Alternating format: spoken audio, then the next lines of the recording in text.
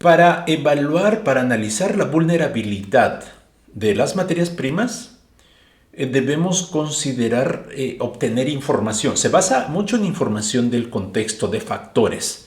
Y hay dos herramientas que se ocupan y que funcionan muy bien. La primera es escaneo del horizonte. ¿Qué significa escaneo del horizonte? Pues buscar información a lo largo, tanto en el pasado, en el presente y bueno, en lo que pudiera ocurrir. Y el otro es los mapas de cadena de suministro. Veamos en resumen qué significa aplicar esas dos herramientas aquí en esta parte.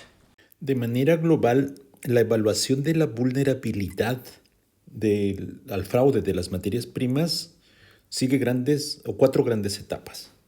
En la etapa 1 podemos ver los pasos 1 y 2, que es configurar el equipo e identificar materiales, las materias primas y los proveedores. Esto es muy importante. O sea, el equipo es clave porque necesitamos un equipo dentro de la empresa para que pueda realizar la evaluación de vulnerabilidad, equipo multidisciplinario de diversas áreas de calidad, de producción, desarrollo, etcétera, con roles claros, con roles bien definidos. ¿Sí?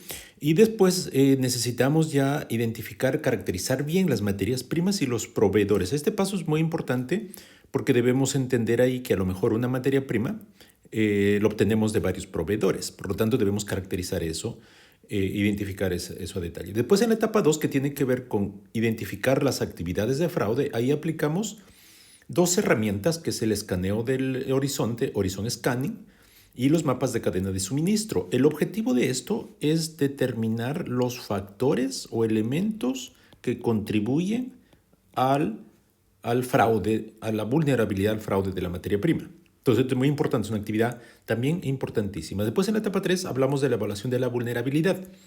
Básicamente ahí se realiza la evaluación de la vulnerabilidad y con ello identificamos cuáles son las vulnerabilidades significativas.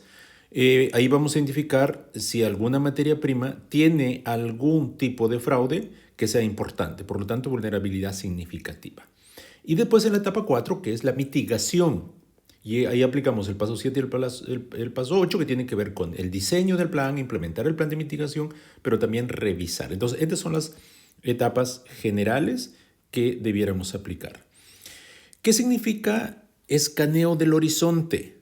Básicamente, cuando hablamos de escaneo del horizonte, significa o se usa para poder buscar, identificar información tanto hacia atrás, es decir, esto es historia, y en el presente y mirando el futuro.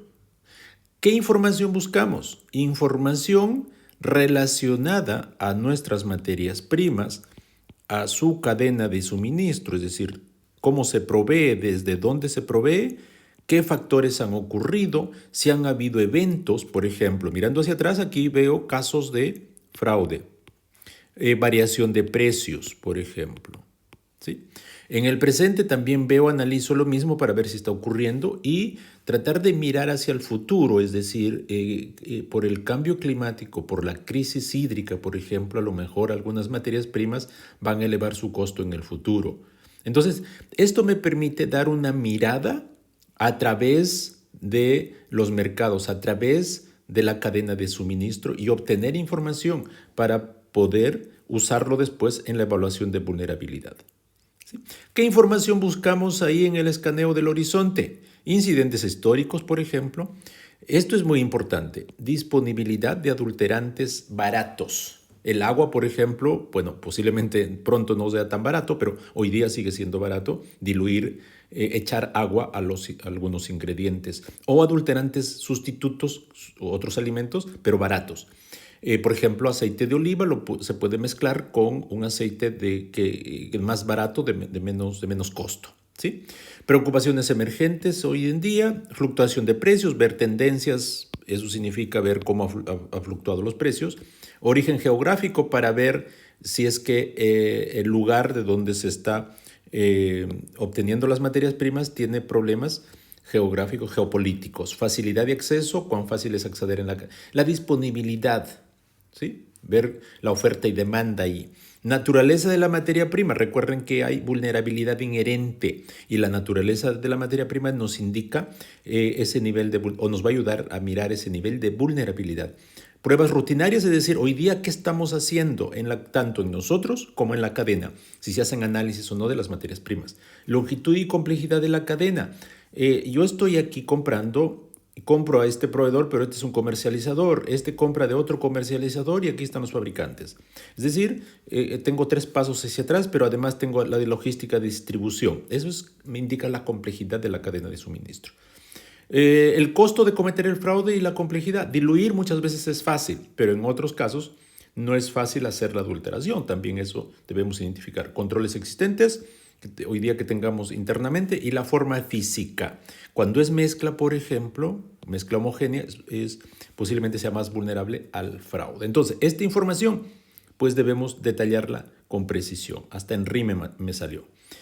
La otra herramienta, que es el otro de los pasos, es básicamente hacer un mapa de la cadena de suministro. Es decir, cómo es que va fluyendo mi materia prima y los ingredientes de mi materia prima. Esto es parte de hacer el escaneo del horizonte, pero básicamente dibujamos en un mapa de cadena de suministro, ¿sí? Dependiendo de dónde usted esté, pues si yo soy un fabricante supongamos que soy un distribuidor, estoy aquí, o estoy aquí, yo tengo que mirar hacia atrás, siempre aguas arriba, ¿sí? Y aguas abajo, para ver cómo fluye mi materia prima, mi producto. Es importante el aguas arriba, porque voy a ver cómo se compone mis materias primas. Entonces, esta es una herramienta visual que nos ayuda también a identificar dónde podríamos tener los puntos de ataque o de adulteración intencional con motivación económica. Recuerden, eso es el fraude alimentario.